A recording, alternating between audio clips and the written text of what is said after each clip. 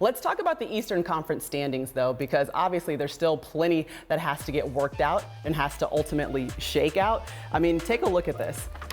There's just 4 games that separate teams 4 through 8. And like I said, there's 12 games left to play for each team. The Celtics currently hold the 6th spot with the Heat right behind them. The Hornets will look to close the gap as well with that win against Boston today. So Woj, when you look at these Eastern Conference standings, what's going to jump out at you?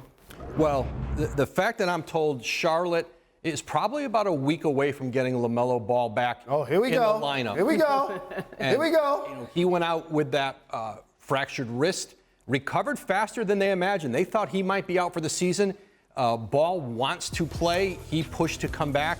And not only do they perhaps get Ball back as soon as next weekend, but Malik Monk is on a similar timetable. And then Gordon Hayward, who was having an outstanding season for Charlotte. I expect they'll have him back before the playoffs. And I think right now Indiana's a team facing injuries that may be fading a little bit in that spot. But Charlotte, James Borrego, their head coach, has done an outstanding job of keeping that group together. Yes, and they, in the play-in tournament with their entire group, and Ball, who was the prohibitive rookie of the year before he went down.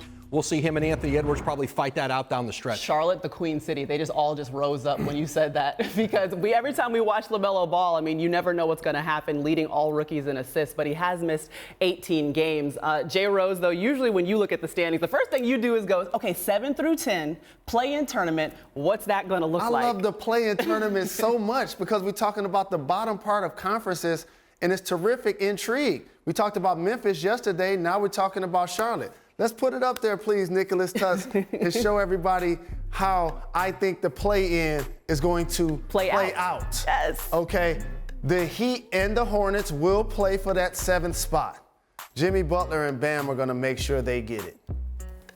The 9th and the 10th spot. Have you seen Russell Westbrook lately? I have. You seen Bradley Beal lately? Yeah, I have. They have been balling, and you mentioned it, Woj. My Pacers have been decimated. And it ain't going to be the Pacers. I'm sorry. It's going to be the Wizards. It's going to be the Wizards. It is going to be the Wizards. And I just think the 8th seed is going to ultimately be the Hornets because LaMelo Ball is going to return. And that's going to be great intrigue for the Eastern Conference. I mean, I love the fact that the play-in tournament is giving us guys like Russ, who's out here trying to set the triple-double record. And that's essentially what the league wanted, right? Yes. The 7 through 10 for that focus to be on that late-season push. Yeah, listen, the league wanted to curb tanking. Yeah. And they wanted to give teams reason to continue to play their key players, and not just bail into the lottery. And then, of course, revenue, that there's an ability to make money on this play-in tournament. I think this year, because of the compressed schedule, I think there's more unease around the league about having to grind your players to try to stay out of, that 7 to 10 spot. Yeah. But certainly moving forward, I think the play-in tournament is here to stay in the NBA. Thanks for watching ESPN on YouTube. For live streaming sports and premium content, subscribe to ESPN+.